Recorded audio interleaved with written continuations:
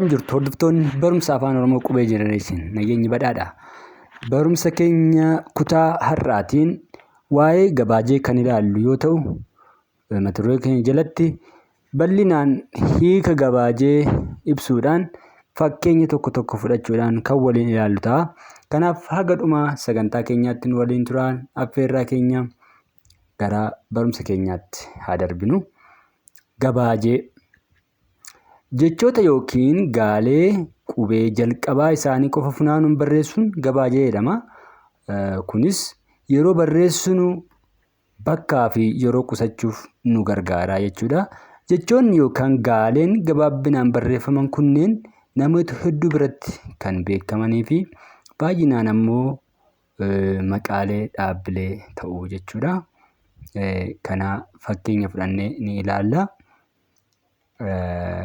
Fakkeenyaaf baala taa'oo jechi yeroo jedhamu namni baay'een ni beeka. Garuu baala taa'oon akka maqaa ta'ettidha kan maqaa qubeen kun maqaa akka ta'ettidha kan namni beeku. Garuu gabaajeedha jechuudha. Innis baala taa'oo kan jedhu kun barnoota leenjii teeknikaa fi ogummaa jechuudha.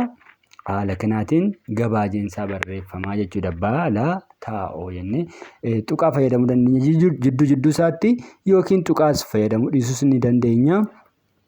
Fakkeenyi biraa dhaamamaa jedhu kun dhaabbata miti mootummaa kan jedhu bakka bu'uu danda'a jechuudha. Gabaajeen kun biiroo barnoota Oromiyaa jennee barreessuudhaaf BBO tuqaa fayyadamuu dandeenya dhiisuu dandeenya. BBO jennee fayyadamuu dandeenya barreeffama keenya keessatti. Biiroo barnoota Oromiyaa jechuudha. Inni biraa MNO jechuun mootummaa naannoo Oromiyaa jechuudha. Kana iddoo kanatti tuqaa fayyadamuu dandeessu yoo barbaaddani. Haala kanaan barreeffamuu ni danda'a. Gabaajeen mootummaa naannoo Oromiyaa jedhu. Gabaajeen kun egaa kan nu gargaaru yogguu barreeffama barreessinu barreeffama keenya keessatti yeroo fi bakka qusachuudhaaf nu gargaara. Irra deddeebinee kana yogguu barreessinu yeroo fi bakka waan nu alaa fudhatuufi gabaajee kanaan gabaabsinee kaa'uun ni danda'ama. Garuu jechuma barbaanne gabaajee goonee keenya otoo hin ta'iin wantoota beekamoo fi waan irratti walii galame ta'uu qaba jechuudha. Baay'inaan maqaaleen dhaabbataa, maqaaleen jaarmiyaalee adda addaa gabaajeedhaan taa'uu ni danda'u. Dabalataan ammoo jechoonni baay'inaan irra deddeebi'amanii kaahamuu ni danda'u jechuudha gabaajeedhaan. As keessa jiru amma jechoonni kan kana fakkaatan jedhu kun fa'aa jechoota baay'inaan yogguu barreeffama barreessinu deddeebi'an dhufan yoo ta'e ammas deddeebinee kan kana fakkaatan jennee guutummaatti barreessuu irra kaakaafaa jennee barreessuun ni danda'ama jechuudha. Fakkeenyi biraa ABO kan jedhu kun adda bilisummaa Oromoo jechuudha. Gabaajeen kun sana bakka bu'ee OBN jedhama baay'inaan. OBN jedhan Ingiliffaan dubbisa namoonni. Kana ni beektu jedhee yaada. Garuu OBNdha. Gabaajeen isaa yogguu kaa'amu. Afaan Oromootiin yogguu dubbifamu gabaajichi OBNdha. Garuu namoonni barteedhaan OBN jedhu. Oromiyaa Broadcasting Network jechuudha. TV Oromiyaa isa jedhamu kana. Kan biraa Kabajaa Kolleejjii Barsiisota Jimmaa kan jedhu bakka bu'uu ni danda'a jechuudha. Waan biraatiifis bakka bu'uu danda'a ta'a.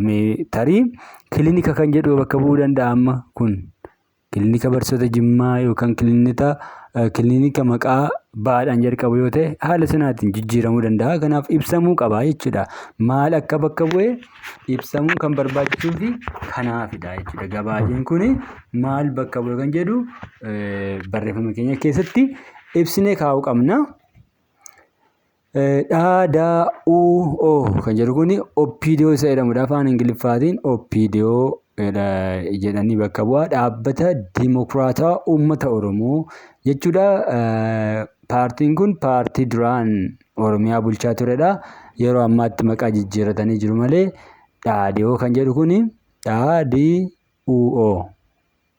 DADUO kan jedhu kun dhaabbata dimokiraatawaa uummata Oromoo jechuudha.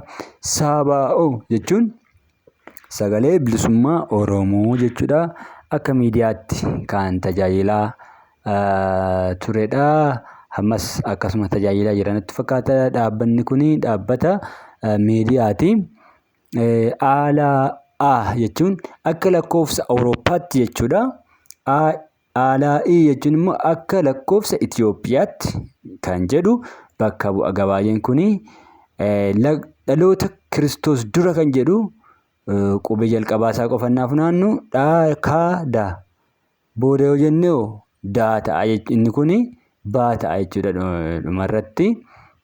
Kanuma waaree dura jennee barreessuudhaaf waa daa qofa barreessuu dandeenya. Waaree booda jechuudhaaf immoo waa baa jennee barreessuu hin dandeenya jechuudha. Akka kanaatti kun gabaajeedha. Mana barumsaa jennee guutummaatti kan hunda irra deddeebinee barreeffama dheeraa barreessinu keessatti ammas waa'ee mana barumsaa barreessina yoo ta'e, mana barumsaa kan jedhu kun deddeebii waan dhufuuf yeroo hundumaa dookimentii sana keessatti yookiin barreeffama keenya keessatti mana barumsaa kan jedhu guutummaatti barreessuun yeroo nu fudhata, lammata bakka ni fudhata. Kanaaf maabaa jennee haala kanaatiin yoo barreessine yeroo fi bakka keenya qusachuu nu dandeessisa jechuudha.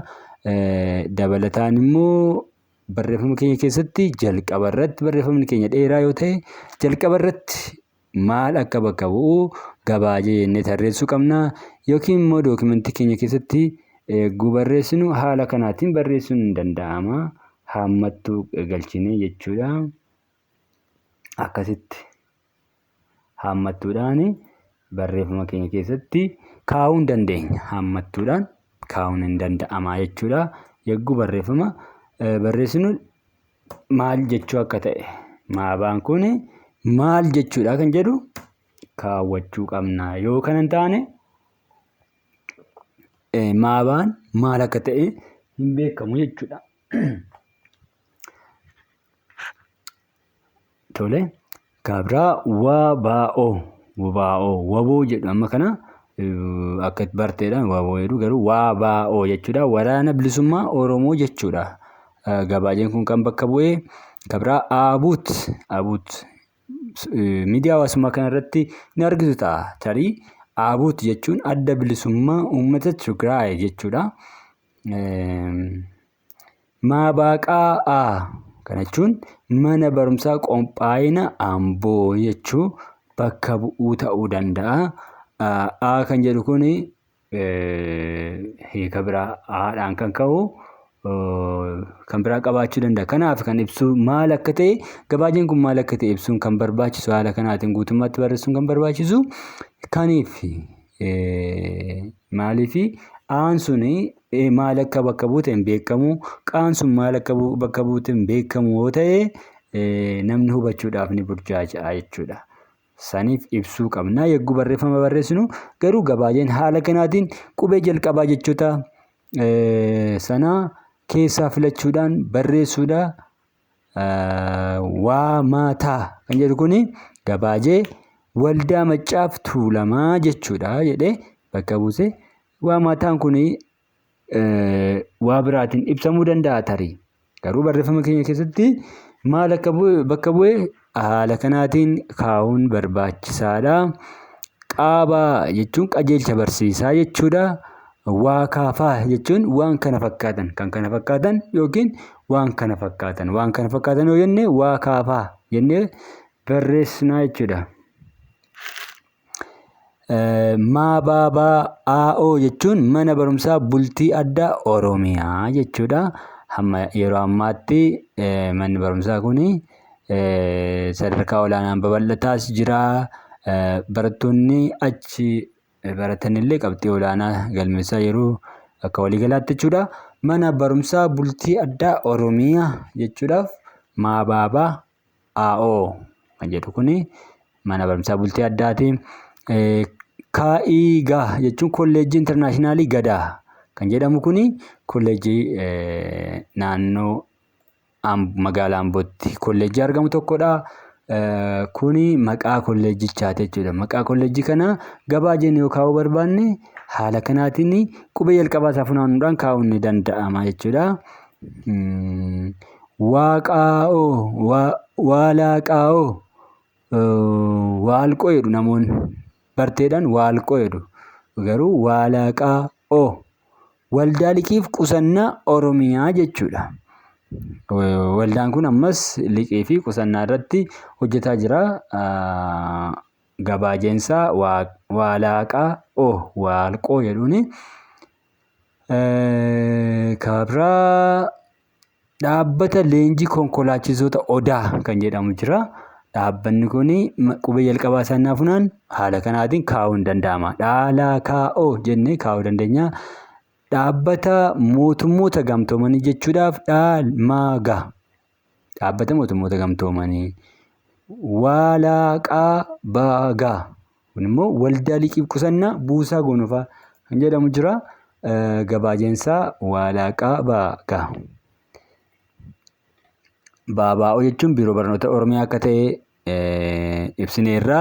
Dookimentii keenya keessatti yookaan barreeffama keenyatti yoo gabaajee tarreessuun barbaannu ta'e yeroo barreessinu barreeffama keenya keessatti BBO'n maal akka bakka bu'e ibsuudhaaf haala kanaatiin kaawwachuun ni danda'ama jechuudha. Hammattuu keessa galchine guutummaatti barreessuu ni dandeenya. Dookimentii keenya gara oliisaa keessatti yoo iddoo tokkotti ibsine iddoo biraatti eeguu itti fayyadamnu BBO qofa jechuu dandeenya jechuudha. Ganaa akkaataa kanaatiin hammattuu keessa galchinu BBO qofa fayyadamna isa taanu keessatti jechuudha. Dookimentii tokko keessatti gara oliitti kana ibsineerra yoo ta'e BBO'n maal akka ta'e ibsineerra yoo ta'e lammata BBO kan jedhu ibsuun barbaachisu kanaaf BBO jedhneet fayyadamneet darbinaa jechuudha. Guutummaa barreeffama keenya keessa barreeffama tokko sana keessatti jechuudha. Barreeffama biraa yookaan immoo dookimentii biraa kan qopheessinu yoo ta'e garuu ibsuun dirqama jechuudha ammas. Maaliifi dookimentiin inni kunii fi inni sun inni kan biraa barreessinu tokko waan taaneef barreessuu qabna jechuudha. Waa'ee gabaajee hammana yoo jenne kanneen hafan biroo hedduutu jiru. Isaan ofii keessanii ilaaluu dandeessu. Haga barumsa keenya birootiin wal arginutti nagaan turaa nagaatti.